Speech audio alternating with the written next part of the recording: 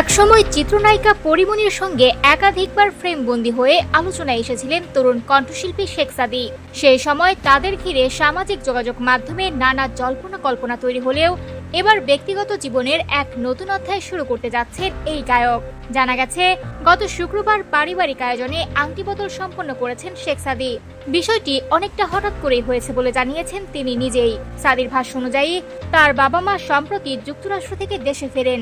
এরপর পরিবারের পক্ষ থেকে বিয়ের প্রসঙ্গ তোলা হয় এবং তাদের পছন্দ করা একজনের সঙ্গে তিনি বিয়ের জন্য সম্মতি দেন। আর সেই সিদ্ধান্তের পরে অনুষ্ঠিত হয় আংটি বদলের আনুষ্ঠানিকতা। পারিবারিক সূত্রে জানা গেছে, শেখ সাদীর হবু স্ত্রীর নাম সুরাইয়া আফরোজ। তিনি যুক্তরাষ্ট্রের একটি বিশ্ববিদ্যালয় থেকে স্নাতক সম্পন্ন করেছেন। রাজধানী ঢাকায় কনের বাসভবনে অনুষ্ঠিত হয়েছে তাদের আংটি বদলের অনুষ্ঠান। তবে সাদীর বাগদানের খবর প্রকাশের পর বেশ কিছু সংবাদ মাধ্যম তাকে পরিমণির প্রাক্তন হিসেবে উল্লেখ করে প্রতিবেদন প্রকাশ করে। আর এতেই ক্ষুব্ধ প্রতিক্রিয়া জানিয়েছেন এই শিল্পী।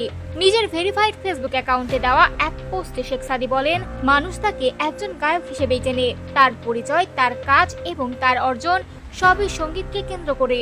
অথচ তার জীবনের গুরুত্বপূর্ণ একটি মুহূর্তের খবর প্রকাশ করতে গিয়ে বারবার অন্য একজনের নাম টেনে আনা হয়েছে, যা তিনি অত্যন্ত দুঃখজনক এবং নিম্নমানের সাংবাদিকতা বলে মনে করছেন।